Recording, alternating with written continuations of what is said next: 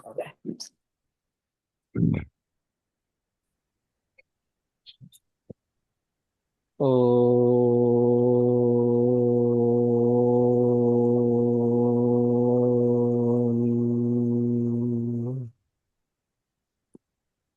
स्मृतिपुराणानामालयं करुणालयं नमामि नमामि भगवत्पादशङ्करं लोकशङ्करं शङ्करं शङ्कराचार्यं केशवं बादरायणं सूत्रभाष्यकृतः वन्दे भगवन्तौ पुनः पुनः भारतीकरुणापात्रं भारतीपदभूषणं भारतीपदमारूढं भारतीतीर्थमाश्रये विद्याविनयसम्पन्नं वीतरागं विवेकिनं वन्दे वेदान्ततत्त्वज्ञं विधुशेखरभारतीम् परमं क्लिष्टवेदान्तं परया श्लक्ष्णया गिरा यो बोधयति तं वन्दे परमानन्दभारतीम् जन्माद्यस्य यतोऽन्वयादितरतश्चार्थेष्वभिज्ञस्वराट् तेने ब्रह्महृदाय आदिकवये मुह्यन्ति यत्सूरयः तेजो वारिमृदां यथा विनिमयो यत्र त्रिसर्गो मृषा धाम्ना स्वेन सदा निरस्तकुहकं सत्यं परं धीमहि ಜಿಜ್ಞಾಸುಗಳೇ ಶ್ರೀಮದ್ ಭಾಗವತ ಮಹಾಪುರಾಣದ 9ನೆಯ ಸ್ಕಂದದಲ್ಲಿ 18ನೆಯ ಅಧ್ಯಾಯದ ಯಯಾತಿ ಮಹಾರಾಜನ ಕಥೆಯನ್ನು ಕೇಳುತ್ತಾ ಪರೀಕ್ಷಿತನ ಪ್ರಶ್ನೆಯ ಮೇರೆಗೆ ಯಯಾತಿಯು ಬ್ರಾಹ್ಮಣ ಕನ್ಯೆಯಾದ ದೇವಯಾನಿಯನ್ನ ಹೇಗೆ ವರಿಸಿದ ಅನ್ನುವಂತಹ ಪ್ರಶ್ನೆಗೆ ಉತ್ತರ ರೂಪವಾಗಿ ಶುಕ ಮಹರ್ಷಿಗಳು ಹೇಳಿರುವಂತಹ ಕಥೆಯನ್ನು ನಾವು ನೋಡ್ತಾ ಇದ್ವಿ. ನಿನ್ನೆಯ ದಿವಸ ಯಯಾತಿಯ ದೇವಯಾನಿಯ ಜೊತೆಗೆ ಹೇಗೆ ವಿವಾಹವಾಯಿತು ಅನ್ನೋ ವಿಚಾರವನ್ನ ನೋಡಿದ್ವಿ. ಆ ಮದುವೆ ಮಾಡಿಕೊಡುವಾಗ ದೇವಯಾನಿಯ ತಂದೆಯಾಗಿರುವಂತಹ ಶುಕ್ರಾಚಾರ್ಯನು ಶರ್ಮಿಷ್ಠೆಯನ್ನು ದೇವಯಾನಿಯ ದಾಸಿಯಾಗಿ ಕಳುಹಿಸಿ ಅಳಿಯನಿಂದ ಅಂದ್ರೆ ಈ ಯಯಾತಿಯಿಂದ ಒಂದು ವಚನವನ್ನು ತೆಗೆದುಕೊಳ್ತಾನೆ. ಶರ್ಮಿಷ್ಠಾ ಮಧಾಸ್ತಲ್ಪೆ ನಕರ್ಹಿಚಿತ, ಯಾವತ್ತಿಗೂ ಶರ್ಮಿಷ್ಠೆಯನ್ನ ನಿನ್ನ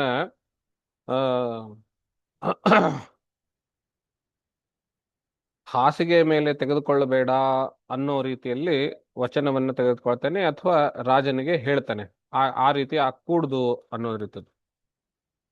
ಆದ್ರೆ ಬಹುಕಾಲಗಳು ಕೆಲ ಕಾಲ ಕಳೆದ ನಂತರ ಶರ್ಮಿಷ್ಠೆಗೆ ಒಂದು ಬಾರಿ ಯಯಾತಿ ಹತ್ತಿರ ಹೋಗಿ ನನಗೆ ನಿನ್ನಿಂದ ಪುತ್ರ ಸಂತಾನ ಅನುಗ್ರಹವಾಗಲಿ ಅನ್ನೋ ರೀತಿಯಲ್ಲಿ ಕೇಳಿಕೊಳ್ತಾಳೆ. ವಿಲೋಕ್ಯೌ ಶನಸೀಂ ರಾಜ್ಞೀಂ ಶರ್ಮಿಷ್ಠಾ ಸುಪ್ರಜಾಂ ಕ್ವಚಿತ್ ತಮೇವ ವೌರೇ ರಹಸಿ ಸಖ್ಯಾ ಪತಿಮೃತೌ ಸತಿ. ಶರ್ಮಿಷ್ಠಾ ಕ್ವಚಿತ್ ಸುಪ್ರಜಾಂ ಔಷಸನಸೀಂ ರಾಜ್ಞೀಂ ವಿಲೋಕ್ಯ, ತಾನು ಔಷಸನಸಿ ಅಂದರೆ ಉಷನಸ್ ಇದರ ಸಂಬಂಧದಿಂದ ಬಂದಿರುವಂತಹ ಶುಕ್ರನ ಮಗಳಾಗಿ ಅನ್ನೋ ಅರ್ಥದಲ್ಲಿ ಬಂದಿರುವಂತಹ ಆ ಶರ್ಮಿಷ್ಠೆಯನ್ನ ರಾಜನ ಹತ್ತಿರ ಶರ್ಮಿಷ್ಠೆ ಹೋಗಿ ರಾಜನ ಹತ್ರ ನಿನ್ನಿಂದ ನನಗೆ ಸಂತಾನ ಅನುಗ್ರಹವಾಗಲಿ ಅಂತ ಕೇಳಿಕೊಂಡಾಗ ಯಯಾತಿಯು ಅವಳನ್ನ ತಾನು ತನ್ನ ಪತ್ನಿಗೆ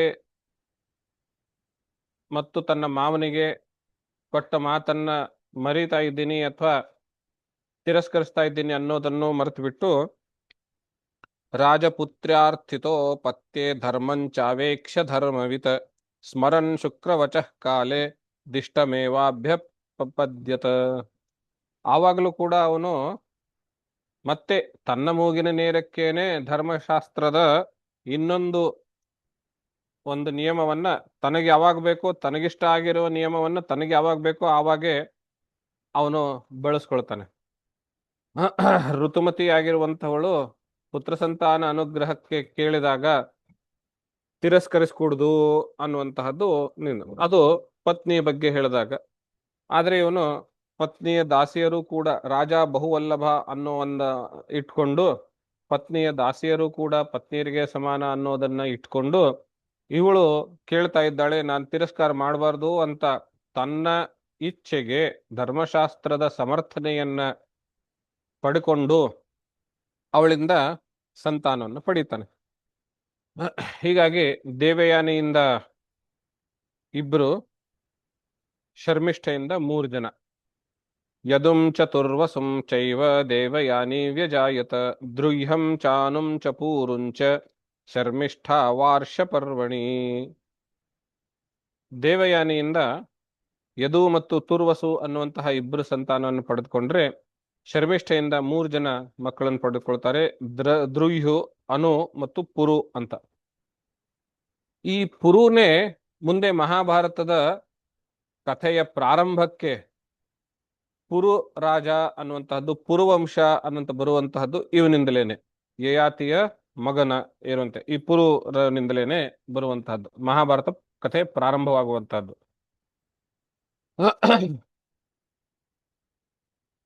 ನಂತರ ದೇವಯಾನಿಗೆ ಇವರು ರಹಸ್ಯದಲ್ಲಿ ಸಂತಾನವನ್ನು ಪಡೆದಿರೋದನ್ನ ಗೊತ್ತಾದ ಮೇಲೆ ಅವಳು ಬಹಳ ಕೋಪ ಮಾಡಿಕೊಂಡು ತನ್ನ ತಂದೆಯ ಮನೆಗೆ ಹೊರಟು ಹೋಗ್ತಾಳೆ. ಹೊರಟು ಹೋದಾಗ ಅವಳನ್ನ ಅನುನಯ ಮಾಡೋದಕ್ಕೆ, ಅವಳನ್ನ ರಮಿಸಿ ಕರ್ಕೊಂಡು ಬರೋದಕ್ಕೆ ಯಯಾತಿ ಬಹಳ ಪ್ರಯತ್ನ ಮಾಡ್ತಾನೆ. ಅವಳು ಹಿಂದೆ ಹಿಂದೆ ಹಿಂದೆ ಹೋಗ್ತಾನೆ. ಅವನು ಏನು ಅಂಗಲಾಚಿದ್ರು ಅವಳು ಒಪ್ಕೊಳ್ಳೋದಿಲ್ಲ. ತಂದೆ ಮನೆಗೆ ಹೋಗಿಯೇ ಬಿಡ್ತಾಳೆ. ಅಲ್ಲಿ ತಂದೆ ಎದುರುಗಡೆನೆ ಇವನು ಸಾಕಷ್ಟು ಅಂಗಲಾಚ್ಕೊಳ್ತಾನೆ. ಆವಾಗಲ ದೇವಯಾನಿ ವಾಪಸ್ ಬರೋದಕ್ಕೆ ಸಿದ್ಧಳಾಗೋದಿಲ್ಲ. ಆವಾಗ ತಂದೆ ಹೇಳ್ತಾನೆ, ಒಂದು ಶುಕ್ರಾಚಾರ್ಯ ಹೇಳ್ತಾನೆ ಮಾತು, ಶುಕ್ರಸ್ತಮಾಹ ಕುಪಿತಃ ಸ್ತ್ರೀಕಾಮಾನೃತ ಪೌರುಷ ತ್ವಾಂ ಜರಾಂ ವಿತತಾಂ ಮಂದ ವಿರೂಪಕರಣೀ ನೃಣಾಂ. ಮಗಳ ಈ ಅವಸ್ಥೆಯನ್ನ, ದುಃಖವನ್ನ ನೋಡಿ ನೆನ್ಪಿರ್ಲಿ, ಶುಕ್ರಾಚಾರ್ಯ ಮಗಳ ಬಗ್ಗೆ ಎಷ್ಟು ಅಭಿಮಾನ ಪ್ರೀತಿಯನ್ನ ಹೊಂದಿದ್ದ ಅನ್ನೋದನ್ನ, ಮಗಳಿಗೋಸ್ಕರ ತಾನು ಸಾಯಲು ಸಿದ್ಧನಾಗಿದ್ದ. ಅಂದ್ರೆ ಗರ್ಭದಲ್ಲಿರುವ, ತನ್ನ ಉದರದಲ್ಲಿರುವ ಕಚನನ್ನ ಮತ್ತೆ ಪುನಃ ಜೀವಂತಪಡಿಸಿದ್ದ. ಆ ಮೂಲಕವಾಗಿ ಮಂತ್ರ ಷಟ್ಕರಣವಾಗಿ ನಿಷ್ಫಲವಾಗೋದಕ್ಕೂ ಅವನು ತಯಾರಾಗಿದ್ದ. ಮಗಳಿಗೋಸ್ಕರ ತನ್ನ ರಾಜನ ಮಗಳನ್ನೇ ದಾಸಿಯಾಗಿ ಮಾಡಿ ಕಳಿಸಿದ. ಇವಾಗ ಮಗಳಿಗೋಸ್ಕರ ಅಳಿಯನನ್ನು ಬಿಡ್ತಾನ? ಅವನು ಕೋಪದಿಂದ ಶಾಪವನ್ನೇ ಕೊಟ್ಟುಬಿಟ್ಟ. ನೀನು ತ್ವಂ ಜರಾಂ ವಿಶತಾಂ, ನೀನು ಬಹುಬೇಗ ಮುಪ್ಪನ್ನ ಹೊಂದು ಅಂತ ಹೇಳ್ತಾನೆ. ಈ ಅಂಶ ನಾವು ಗಮನದಲ್ಲಿ ಇಟ್ಕೊಳ್ಬೇಕು. ಗಿರೀಶ್ ಕಾರ್ನಾಡ್ ಅವರು, ಅವನು ಸ್ವಾಭಾವಿಕವಾಗಿ ಮುಪ್ಪಿಗೆ ಬಂದರೂ ಅವನಿಗೆ ಆಸೆ ತೀರಲಿಲ್ಲ ಅನ್ನೋ ರೀತಿಯಲ್ಲಿ ಕಥೆಯನ್ನು ಬರೆದಿರ್ತಾರೆ. ಆದ್ರೆ ಇವನು ತಾನು ಮಾಡಿರುವ ಅಪ್ರಸಂಗದಿಂದ, ಅವಿವೇಕದಿಂದ, ಶುಕ್ರನಿಂದ ಶಾಪವನ್ನು ಹೊಂದಿ ಮುಪ್ಪನ್ನ ಪಡೆದುಕೊಂಡಿರ್ತಾನೆ. ಈ ಮಾತನ್ನ ಗಿರೀಶ್ ಕಾರ್ನಾಡ್ ನಾಟಕದಲ್ಲಿ ಮುಚ್ಚಿಡ್ತಾರೆ. ಅಲ್ಲಿ ಹೇಗೆ ಅರ್ಥ, ಓದುಗರಿಗೆ ಹೇಗೆ ಅರ್ಥ ಬರೋ ಹಾಗೆ ಮಾತಾಡ್ತಾರೆ, ಬರೀತಾರೆ ಅಂದ್ರೆ, ಸ್ವಾಭಾವಿಕವಾಗಿಯೇ ಅವನಿಗೆ ಮುಪ್ಪು ಬಂದಿತ್ತು ಅನ್ನೋ ಅರ್ಥದಲ್ಲಿ ಬರೀತಾರೆ. ಆದರೆ ವಾಸ್ತವದಲ್ಲಿ ಶಾಪದ ಮೂಲಕ ಬಂದಿರುವಂತಹ ಮುಪ್ಪು. ಶಾಪದ ಮೂಲಕ ಬಂದಿರುವಂತಹ ಮುಪ್ಪನ್ನ ಯಾರು ಇಷ್ಟಪಡ್ತಾರೆ ಅಲ್ವಾ? ಆದ್ರೂ ಅವನು ಯಯಾತಿ ತನ್ನ ತನ್ನ ಮನಸ್ಸಿನ ನಿಲುವನ್ನ, ತನ್ನ ಆಕಾಂಕ್ಷೆಯನ್ನ ಶುಕ್ರಾಚಾರ್ಯನ ಮುಂದೆ ಹೇಳ್ಕೊಳ್ತಾನೆ. ಯಯಾತಿ ಅತೃಪ್ತೋಸ್ಮ್ಯದ್ಯ ಕಾಮಾನಾಂ ಬ್ರಹ್ಮನ್ ದುಹಿತರಿಸ್ಮತೆ ವ್ಯತ್ಯಸ್ಯತಾಂ ಯಥಾ ಕಾಮಂ ವಯಸಾಯೋಭಿದಾಸ್ಯತಿ. ಹೇ ಬ್ರಹ್ಮರ್ಷಿಯೇ, ನಾನು ನಿಮ್ಮ ಮಗಳಿಂದ ಸಂಪೂರ್ಣವಾಗಿ ಇನ್ನೂ ತೃಪ್ತಿ ಆಗಿಲ್ಲ. ಇನ್ನೂ ತೃಪ್ತಿ ಆಗಿಲ್ಲ ಅಂದ್ರೆ ಇನ್ನೂ ವಯಸ್ಸಿದೆ ನನಗೆ ಅನ್ನೋ ಅರ್ಥ ಅಲ್ವೇ? ಈಗಾಗಲೇ ನೀವು ಇಷ್ಟು ಮುಪ್ಪನ್ನ ಕೊಟ್ಟು ಬಿಟ್ರೆ ಮುಂದೆ ನನ್ ಗತಿ ಏನು ಅನ್ನೋದು ಅವನ ಆತಂಕ. ಆವಾಗ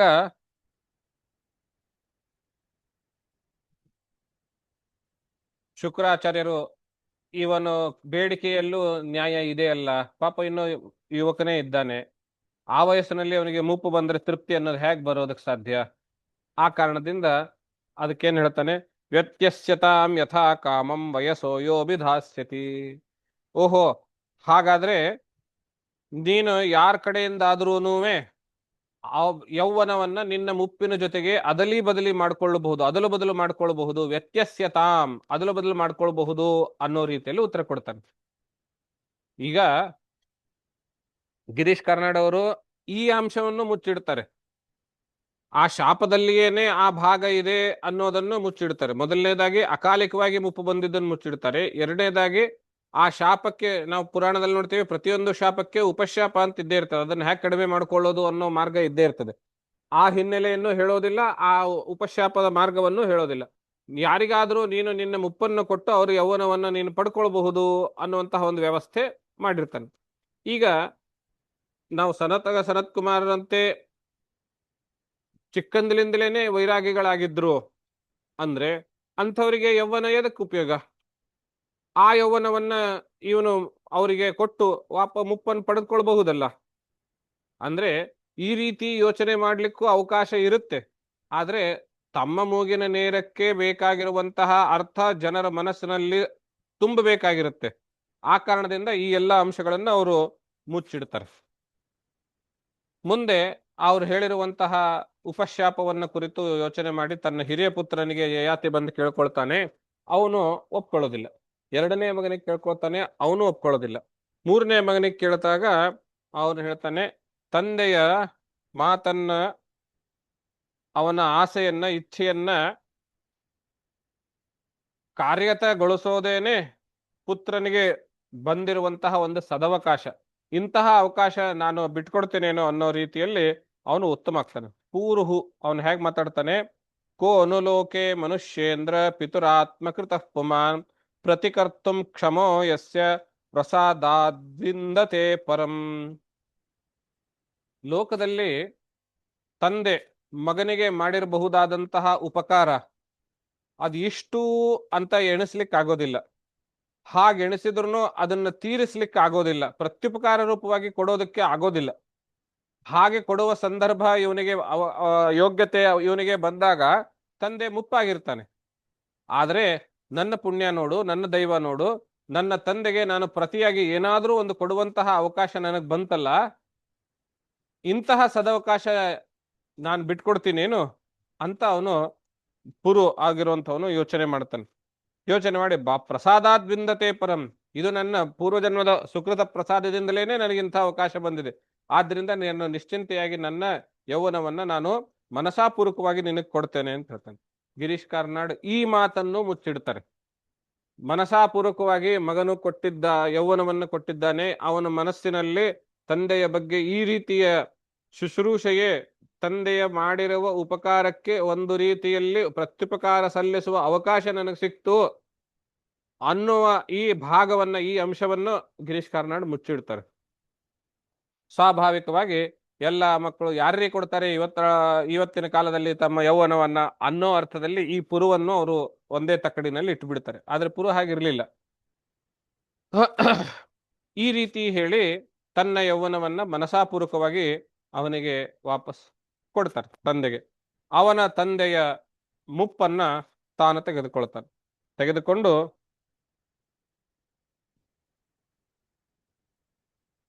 ಆಮೇಲೆ ಯಯಾತಿ ಅತ್ಯಂತ ಸಂತೋಷದಿಂದ ದೇವಯಾನಿಯನ್ನ ಮತ್ತೆ ವಾಪಸ್ ತನ್ನಲ್ಲಿ ಕರೆದುಕೊಂಡು ಬಂದು, ದೇವಯಾನ್ಯುಪಮನ್ಯು ದೇವಯಾನ್ಯಪ್ಯನುದಿನಂ ಮನೋವಾಗ್ದೇಹ ವೃತ್ತಿಭಿ ಪ್ರೇಯಸಃ ಪರಮಾಂ ಪ್ರೀತಿಂ ಉವಾಹ ಪ್ರೇಯಸೀರಹ. ದೇವಯಾನಿಯನ್ನ ಮನಸ್ಸು, ಮಾತು ಮತ್ತು ದೇಹ ಈ ವೃತ್ತಿಗಳಿಂದ ಪರಿಪೂರ್ಣವಾಗಿ ಅವಳನ್ನ ಪ್ರೀತಿಸ್ತಾ, ಮತ್ತು ಬರೀ ಪ್ರೀತಿ ಮಾಡ್ತಾನೆ ಕೂತಿರ್ಲಿಲ್ಲ, ಅಯಜದ್ ಯಜ್ಞ ಪುರುಷಂ, ಯಜ್ಞ ಪುರುಷನನ್ನ ಯಜನ ಮಾಡ್ದ. ಅಂದ್ರೆ ಅಗ್ನಿಹೋತ್ರಾದಿ ಕರ್ಮಗಳನ್ನು ಧರ್ಮಪತ್ನಿಯನ್ನ ಇಟ್ಟುಕೊಂಡು ಬರೀ ಕಾಮಕ್ಕೋಸ್ಕರವಾಗಿ ಭೋಗಕ್ಕೋಸ್ಕರವಾಗಿ ಪಡ್ಕೊಂಡಿರ್ಲಿಲ್ಲ. ಅವನಿಗೆ ಎಲ್ರಿಗಿಂತೂ ಸಾಮಾನ್ಯದ ಕಾಮಗಿಂತೂ ಹೆಚ್ಚಿಗಿರ್ಬಹುದು ಅವಳು ಸೌಂದರ್ಯ ಇದರಿಂದ. ಆದ್ರೂ ಅವನು ಯಜ್ಞಯಾಗಾದಿಗಳನ್ನ ಮರ್ತಿರ್ಲಿಲ್ಲ, ಬಿಟ್ಟಿರ್ಲಿಲ್ಲ. ಕಾಮಲಂಪಟನಾಗಿರ್ಲಿಲ್ಲ, ಕರ್ತವ್ಯಗಳನ್ನ ಮರ್ತಿರ್ಲಿಲ್ಲ. ಈ ಅಂಶನೂ ಗಿರೀಶ್ ಕಾರ್ನಾಡ್ ಮುಚ್ಚಿಡ್ತಾರೆ. ಅಯಜದ್ ಯಜ್ಞ ಪುರುಷಂ ಕ್ರತುಭಿರ್ಭೂರಿ ದಕ್ಷಿಣೈ ಸರ್ವದೇವಮಯಂ ದೇವಂ ಸರ್ವಯಜ್ಞಮಯಂ ಹರಿಂ. ಎಲ್ಲಾ ದೇವತೆಗಳ ಸ್ವರೂಪವಾದ, ಎಲ್ಲಾ ಯಜ್ಞಗಳ ಸ್ವರೂಪವಾಗಿರುವಂತಹ ಹರಿಯನ್ನ, ಆ ಯಜ್ಞದ ರೂಪದಲ್ಲಿ ಭಗವಂತನನ್ನ, ಯಜ್ಞದ ರೂಪದಲ್ಲಿ ಯಜ್ಞ ಪುರುಷನಾಗಿರುವವನು ಅವನನ್ನು ಅಯಜತ್, ಯಜ್ಞ ಯಾಗಾದಿಗಳನ್ನ ಮಾಡ್ತಾ ಇದ್ದ. ಗೃಹಸ್ಥ ಧರ್ಮ ಅನ್ನೋದೇನಿದೆ ಅದನ್ನು ಪಾಲಿಸ್ಕೊಂಡು ಹೋಗ್ತಾ ಇದ್ದ. ಹಾಗೆ ರಾಜಧರ್ಮವನ್ನು ಪಾಲಿಸ್ತಾ ಇದ್ದ, ಉತ್ತಮವಾದ ಆಡಳಿತಗಾರ ಇದ್ದ. ಬಹಳ ವರ್ಷ ಹೇಳ್ತಾರೆ, 60,000 ವರ್ಷ, 10,000 ವರ್ಷ ಅನ್ನೋ ರೀತಿಯಲ್ಲಿ ಹೇಳಿರ್ತಾರೆ. ಒಟ್ಟು ಹೆಚ್ಚು ವರ್ಷಗಳ ಕಾಲ ಆಡಳಿತವನ್ನ ಮಾಡ್ತಾ ಇದ್ದ ಗೃಹಸ್ಥ ಧರ್ಮಾಚರಣೆ ಮೂಲಕ.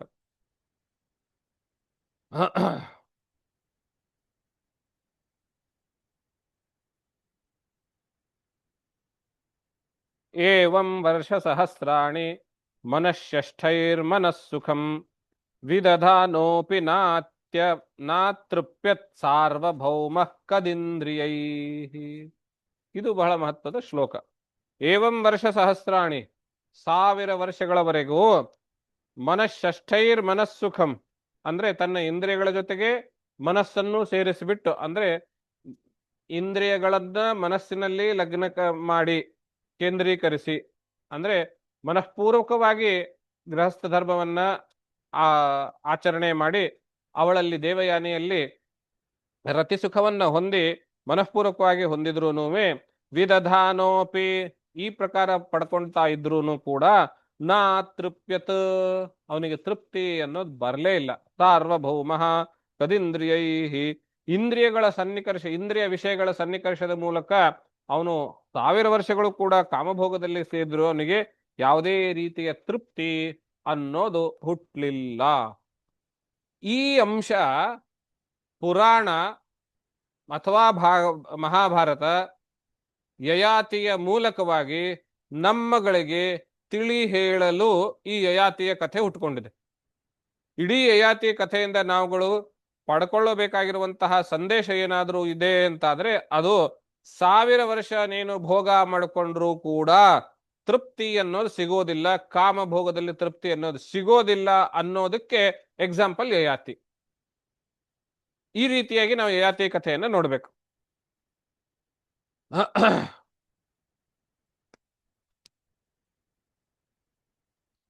ಆಮೇಲೆ ಅವನಿಗೇನೆ ಅನ್ಸೋದಕ್ ಶುರು ಆಗುತ್ತೆ, ಏನಿದು, ಎಷ್ಟು ವರ್ಷ ಆದ್ರೂ ನನಗೆ ಇದರಿಂದ ತೃಪ್ತಿ ಅನ್ನೋದು ಸಿಗ್ತಾನೆ ಇಲ್ವಲ್ಲ, ಯಾಕೆ ಹೀಗಾಗ್ತಾ ಇದೆ, ಯಾವುದು ಇದರ ಹಿಂದೆ ಇರುವಂತಹ ದೋಷ ಏನದು ಅನ್ನೋ ರೀತಿ ಯೋಚನೆ ಮಾಡ್ತಾ ಮಾಡ್ತಾ ಶುರು ಮಾಡಿದಾಗ ಆವಾಗ ಅವನಿಗೆ ಚಿಂತನೆ, ಆಧ್ಯಾತ್ಮಿಕ ಚಿಂತನೆ ಅನ್ನೋದು ಹುಟ್ಕೊಳ್ಳುತ್ತೆ.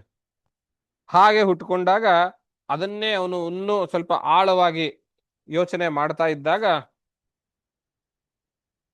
ಒಂದು ದಿವಸ ತನ್ನ ಹೆಂಡತಿಗೆ ದೇವಯಾನಿಗೆ ತನ್ನ ಮನಸ್ಸಿನ ಸ್ಥಿತಿಯನ್ನ ಒಂದು ಕಥಾನಕ ರೂಪವಾಗಿ ಹೇಳ್ತಾನೆ.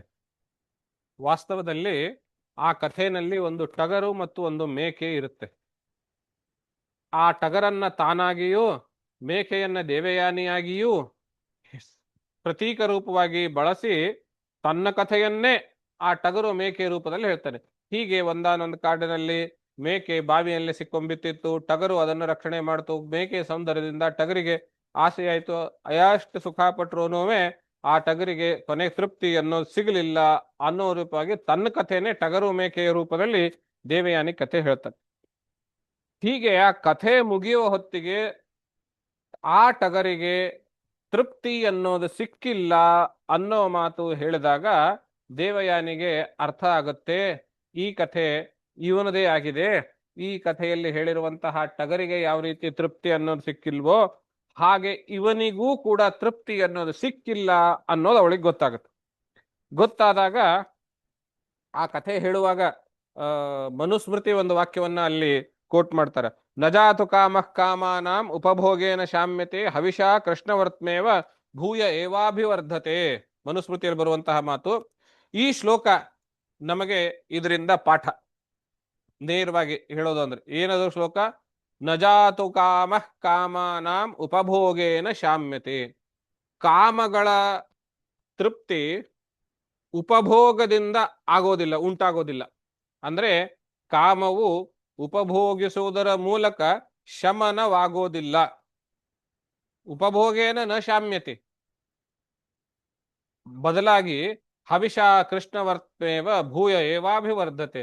ಯಾವ ರೀತಿ ಅಗ್ನಿಯಲ್ಲಿ ಕೃಷ್ಣವರ್ತ್ಮ ಅಂದ್ರೆ ಅಗ್ನಿ, ಹವಿಸ್ಸು ಅಂದ್ರೆ ತುಪ್ಪ, ತುಪ್ಪದಿಂದ ಅಗ್ನಿಯು ಹೇಗೆ ಇನ್ನೂ ಹೆಚ್ಚು ಭೂಯ ಏವ ಇನ್ನೂ ಹೆಚ್ಚು ಹೆಚ್ಚು ಅಭಿವರ್ಧತೆ ಬೆಳೆಯುತ್ತದೆಯೋ ಹಾಗೆ ಕಾಮದ ಉಪಭೋಗದಿಂದ ಕಾಮವು ಶಮನಗೊಳ್ಳೋದಿಲ್ಲ, ಬದಲಾಗಿ ಇನ್ನೂ ಹೆಚ್ಚು ಹೆಚ್ಚು ಅಭಿವೃದ್ಧಿ ಹೊಂದುತ್ತೆ ಅನ್ನೋದು ಅವನಿಗೆ 1000 ವರ್ಷ ಆದಮೇಲೆ ಗೊತ್ತಾಗುತ್ತೆ. ಹಾಗೆ ಗೊತ್ತಾಗಿರುವಂತಹ ತನ್ನ ಅನುಭವವನ್ನೇ ಮನುಸ್ಮೃತಿಯ ಶ್ಲೋಕದ ಮೂಲಕ ತಾನೇ ಸೃಷ್ಟಿಸಿದ ಟಗರು ಮತ್ತು ಮೇಕೆಯ ಕಥೆಯ ಮೂಲಕ ತನ್ನ ಹೆಂಡತಿಗೆ ದೇವಯಾನಿಗೆ ಆ ಕಥೆಯನ್ನ ಹೇಳ್ತಾ ತನ್ನ ಮನಸ್ಥಿತಿಯನ್ನ ಅದರಲ್ಲಿ ಅಂಗಲಾಚಿ ಹೇಳಿಕೊಳ್ತಾನೆ.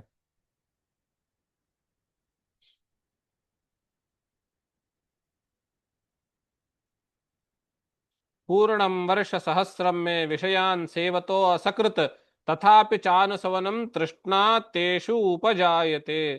ಪೂರ್ತಿ 1000 ವರ್ಷಗಳು ನಾನು ಆ ವಿಷಯಗಳ ಸೇವೆಯನ್ನ ಮಾಡ್ತಾ, ವಿಷಯಗಳನ್ನ ಉಪಭೋಗ ಮಾಡ್ತಾ, ಅಸಕೃತ ಒಂದು ಬಾರಿ ಅಲ್ಲ 1000 ವರ್ಷಗಳು ಪೂರ ಮಾಡಿದರೂ ಕೂಡ ತಥಾಪಿ ಚ ಅನುಸವನಂ ತೃಷ್ಣಾ ತೇಷು ಉಪಜಾಯತೆ. ಆ ಕಾಮ ಸೇವನೆಯಲ್ಲಿ, ವಿಷಯ ಸೇವನೆಯಲ್ಲಿ ತೃಷ್ಣಾ ಅನ್ನೋದು ಇನ್ನೂ ಹಾಗೆ ಉಳಿದೇ ಇದೆಯಲ್ಲ ಅಂತ, ಇನ್ನು ಅದರಲ್ಲಿ ಆಸೆ ಅನ್ನೋದು ಉಳಿದೇ ಇದೆಯಲ್ಲ, ತೃಷ್ಣಾ ಅನ್ನೋದು ಉಳಿದೇ ಇದೆಯಲ್ಲ. ತೃಷ್ಣಾ ಅನ್ನೋದಕ್ಕೆ ಬಹಳ ಸುಂದರವಾದ ವಿವರಣೆ ಏನು ಅಂತ ಕೇಳಿದ್ರೆ, ಯಾವ ರೀತಿ ಮೀನನ್ನ ನೀರಿನಿಂದ ಹೊರಗಡೆ ತೆಗೆದಾಗ ವಿಲವಿಲ ಅಂತ ಒದ್ದಾಡ್ತಿದೆಯೋ ಹಾಗೆ ಇಂದ್ರಿಯವು ವಿಷಯ ಸಿಕ್ಕದೇ ಇರುವಾಗ ಆ ಮೀನಿನಂತೆ ಒದ್ದಾಡುವ ಸ್ಥಿತಿಗೆ ತೃಷ್ಣಾ ಅಂತ ಹೇಳ್ತಾರೆ.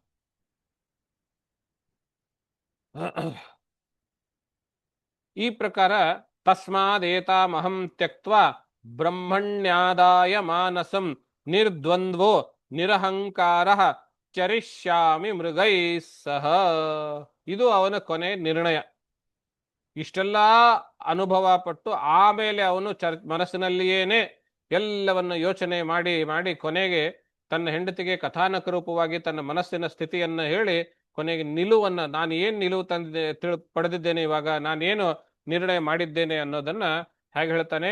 ತಸ್ಮಾತ್, ಈ ಕಾರಣಕ್ಕಾಗಿ, ಏತಾಮಹಂ ತ್ಯಕ್ತ್ವಾ, ಈ ಎಲ್ಲವನ್ನು ಸಂಸಾರ, ಕಾಮ, ಉಪಭೋಗ ಈ ಎಲ್ಲವನ್ನು ಬಿಟ್ಟು ಬ್ರಹ್ಮಣ್ಯಾದಾಯ ಮಾನಸಂ, ನನ್ನ ಮನಸ್ಸನ್ನ ಬ್ರಹ್ಮದಲ್ಲಿ ಸ್ಥಿರವಾಗಿ ನಿಲ್ಲಿಸಿ, ನಿರ್ದ್ವಂದ್ವೋ, ದ್ವಂದ್ವರಹಿತನಾಗಿ, ಅಂದ್ರೆ ಪಡೆಯತಕ್ಕಂಥದ್ದು, ಪಡೆಯುವವನು, ಭೋಕ್ತ ಭೋಗ ಎನ್ನುವ ದ್ವಂದ್ವ, ಕರ್ತ ಕಾರ್ಯ ಎನ್ನುವ ದ್ವಂದ್ವ, ಕಾರ್ಯ ಕಾರಣ ಎನ್ನುವ ದ್ವಂದ್ವ, ಇಂದ್ರಿಯ ವಿಷಯ ಎನ್ನುವ ದ್ವಂದ್ವ, ಈ ಪ್ರಕಾರ ಎಲ್ಲಾ ದ್ವಂದ್ವಗಳನ್ನು ಬಿಟ್ಟವನಾಗಿ ನಿರಹಂಕಾರ, ನಾನು ನನ್ನದು ಎನ್ನುವ ರೀತಿಯಲ್ಲಿ ಅಹಂಕಾರ ಅನ್ನೋದನ್ನ ಬಿಟ್ಟು, ಚರಿಷ್ಯಾಮಿ ಮೃಗೈಃ ಸಹ, ನಾನು ಈ ಮೃಗಗಳ ಜೊತೆಗೆ, ಅವರ ಆಶ್ರಮದಲ್ಲಿ ಏನು ಮೃಗಗಳಿರ್ತವೆ, ಕಾಡಿನಿಂದ ಬಂದಿರ್ತೇವೆ, ಆ ಮೃಗಗಳ ಜೊತೆಗೆ ನಾನು ಕಾಡಿಗೆ ಹೊರಟು ಹೋಗ್ತೇನೆ ಅನ್ನೋ ರೀತಿಯಲ್ಲಿ ಹೇಳ್ತಾರೆ. ಮೃಗಗಳ ಜೊತೆಗೆ ಅಂತ ಅಲ್ಲಿ ಹೇಳುವ ಮಾತಿನ ಉದ್ದೇಶ ಏನು ಅಂತ ಹೇಳಿದ್ರೆ, ಆ ಮೃಗಗಳಿಗೆ ನಾನು, ನನ್ನ ಮನೆ, ನನ್ನ ಹೆಂಡತಿ ಎನ್ನುವಂತಹ ರೀತಿ ವ್ಯಾಮೋಹ ಅನ್ನೋದು ಯಾವುದೂ ಇರೋದಿಲ್ಲ. ಆ ಕಾರಣಕ್ಕಾಗಿ ಅವು ಎಲ್ಲೆಲ್ಲಿ ಆಹಾರ ಸಿಗ್ತದೆ ಅಲ್ಲೆಲ್ಲಿ ಆರಿಸ್ಕೊಂಡು ಹೋಗ್ತಾ ಇರ್ತವೆ. ಹಾಗಾಗಿ ನಾನು ಅದಕ್ಕೆ ಆ ಮೃಗಗಳ ಜೊತೆಗೆ ನಾನು ಹೊರಟು ಹೋಗ್ತೇನೆ ಅನ್ನೋ ರೀತಿಯಲ್ಲಿ ದಿಶಿ ದಕ್ಷಿಣ ಪೂರ್ವಸ್ಯ ದೃಷ್ಟಂ ಶ್ರುತಮಸದ್ಬುದ್ಧ್ವಾ ನಾನುಧ್ಯಾಯೇನ್ನ ಸಂವಿಶೇತ್ ಸಂಸ್ಮೃತಿಂ ಚಾತ್ಮನಾಶಂಚ ತತ್ರ ವಿದ್ವಾಂಸ ಆತ್ಮದೃಕ್. ಕಣ್ಣೆದುರುಗಡೆ ತನ್ನ ವಿನಾಶವನ್ನ ನೋಡ್ತಾ ಇದ್ರೂನು ಕೂಡ ಅವನು ಅಷ್ಟಾಗಿಯೂ ಎಚ್ಚೆತ್ಕೊಳ್ತಾ ಇಲ್ಲ ಅಂದ್ರೆ ತನ್ನ ಆತ್ಮನಾಶಕ್ಕೆ ಅವನೇ ಕಾರಣವಾಗ್ತಾನೆ ಅನ್ನೋ ರೀತಿಯಲ್ಲಿ ನಿರ್ಣಯ ಹೇಳ್ತಾನೆ. ಅಂದ್ರೆ ವಿದ್ವಾನ್ ದೃಷ್ಟಂ ಶ್ರುತಂ ಅಸತ್ ಬುದ್ಧ್ವಾ, ಕಣ್ಣಿಗೆ ಕಾಣಿಸಲ್ಪಟ್ಟಿದ್ದು, ಕಿವಿಗೆ ಕೇಳಿಸಲ್ಪಟ್ಟಿದ್ದು, ಕಣ್ಣಿಗೆ ಕಾಣಿಸದ್ದು ಅನ್ನುವಂಥದ್ದಾದ್ರೆ ನಾವು ನಿತ್ಯ ಅನುಭವಿಸ್ತಾ ಇರುವಂತಹ ಐಹಿಕ ಸುಖ. ಶ್ರುತಂ ಕೇಳಿದ್ದು ಅಂತಾದ್ರೆ ನಾವು ಸ್ವರ್ಗದಲ್ಲಿ ಹಾಗಿರುತ್ತೆ ಹೀಗಿರುತ್ತೆ ಅನ್ನೋ ರೀತಿಯಲ್ಲಿ ಕೇಳಿರ್ತೀವಲ್ಲ, ಸ್ವರ್ಗವನ್ನು ನೋಡಿರೋದಿಲ್ಲ, ಆದ್ರಿಂದ ಕೇಳಿರ್ತೀವಿ. ದೃಷ್ಟ ಅಂದ್ರೆ ನಿತ್ಯ ಅನುಭವಿಸುವ ಸುಖವನ್ನು ನೋಡ್ತಾ ಇವಿ, ಸ್ವರ್ಗದ ಬಗ್ಗೆ ನೋಡಿಲ್ಲ, ಕೇಳಿದೀವಿ. ಆದ್ರಿಂದ ದೃಷ್ಟ ಸುಖ ಅನ್ನೋ ಪದದಿಂದ ಐಹಿಕ ಆಮುಷ್ಮಿಕ ಸುಖಗಳನ್ನ ಪ್ರತ್ಯೇಕಿಸಿ ಹೇಳ್ತಾ ಅವುಗಳನ್ನ ಅಸತ್, ಅವುಗಳು ಮಿಥ್ಯಾ ಎಂಬುದಾಗಿ ಗ್ರಹಿಸಿ, ಯಾರು ಆ ರೀತಿ ಗ್ರಹಿಸೋದಿಲ್ವೋ ಅವನು ತನ್ನ ಆತ್ಮನಾಶವನ್ನೇ ಮಾಡಿಕೊಳ್ತಾನೆ ಅನ್ನೋ ರೀತಿಯಲ್ಲಿ ನಿರ್ಣಯ ಮಾಡಿ, ಯುತ್ಯುಕ್ತ್ವಾ ನಾಹುಷೋ ಜಾಯಾಂ ತದೀಯಂ ಪೂರವೇ ವಯಃ ದತ್ವಾ ಸ್ವಾಂ ಜರಸಂ ತಸ್ಮಾದಾದದೆ ವಿಗತ ಸ್ಪೃಹ. ಈ ರೀತಿಯಾಗಿ ತನ್ನ ಮನಸ್ಥಿತಿಯನ್ನ ಮತ್ತು ತನ್ನ ನಿಲುವನ್ನ ತನ್ನ ಮಡದಿಗೆ ನಿವೇದಿಸಿ, ತನ್ನ ತನ್ನ ಯೌವನ ವಯಸ್ಸನ್ನ ಪೂರು ಅನ್ನುವಂತಹ ತನ್ನ 3ನೇ ಮಗನಿಗೆ ವಾಪಸ್ ಕೊಟ್ಟು ಅವನ ಮುಪ್ಪನ್ನು ಮತ್ತೆ ಪಡೆದುಕೊಂಡು, ಆಮೇಲೆ ವಿಗತ ಸ್ಪೃಹನಾಗಿ ನನ್ನದು ಅನ್ನುವಂತಹ ಯಾವುದೇ ರೀತಿಯ ಭಾವನೆ ಇಟ್ಟುಕೊಳ್ಳದೇನೆ ಅವನು ಮುಪ್ಪನ್ನ ಪಡೆದುಕೊಂಡು ಕಾಡಿಗೆ ಹೋಗುವಂತಹ ಪ್ರಯತ್ನ ಮಾಡ್ತಾನೆ. ಮರಾಠಿಯ ವಿ.ಸ. ಖಾಂಡೇಕರ್ ಬರೆದಿರುವಂತಹ ಕಾದಂಬರಿಯಲ್ಲಿ ಈ 7-8-10 ಶ್ಲೋಕಗಳು ಇದಾವೆ ಎಲ್ಲ ಈ ಭಾಗವತದಲ್ಲಿ. ಯಯಾತಿ ಮನಸ್ಸಿನಲ್ಲಿ ಆಗುವಂತಹ ಆ ಟಗರು ಮೇಕೆಯ ಕಥೆ, ಅವನ ಮನಸ್ಸಿನಲ್ಲಿ ತನ್ನ ಬಗ್ಗೆ ತಾನು ಚಿಂತೆ ಮಾಡಿರೋದು, ವಿವೇಚನೆ ಮಾಡಿರೋದು, ತನ್ನನ್ನು ತಾನು ಕುರಿತು ಕ್ರಿಟಿಕಲ್ ಅನಾಲಿಸಿಸ್ ಮಾಡಿರುವಂತಹದ್ದು. ಈ ವಿಷಯವನ್ನ ಆಧರಿಸಿಯೇನೆ, ಪ್ರಧಾನವಾಗಿ ಈ ವಿಷಯವನ್ನ ಇಟ್ಟುಕೊಂಡೇನೆ ಕಾದಂಬರಿಯನ್ನ ರಚನೆ ಮಾಡಿರ್ತಾನೆ. ಅವನ ಮನಸ್ಸಿನಲ್ಲಿ ಆಗ್ತಾ ಇರುವಂತಹ ತುಮುಲ ದ್ವಂದ್ವ, ಅದನ್ನೇ ಪ್ರಧಾನವಾಗಿ ಇಟ್ಕೊಂಡು ಕಾದಂಬರಿಯನ್ನು ಬರೆದಿರ್ತಾರೆ. ಮರಾಠಿ ವಿ.ಸ. ಖಾಂಡೇಕರ್. ಕನ್ನಡಕ್ಕೆ ಅನುವಾದ ಮಾಡಿದ್ದಾರೆ, ಅನುವಾದಕರ ಹೆಸರು ನೆನಪಿಲ್ಲ. ಉತ್ತಮವಾಗಿದೆ, ಸಾಹಿತ್ಯ ಅಕಾಡೆಮಿ ಪ್ರಶಸ್ತಿ ಪಡೆದಿರುವಂತಹ ಕೃತಿ. ಅದರ ಹೆಸರು ಯಯಾತಿ ಅಂತಲೇನೆ, ಅದು ಕಾದಂಬರಿ ರೂಪದಲ್ಲಿದೆ. ಹೀಗೆ ತನ್ನ ಮಗನಿಗೆ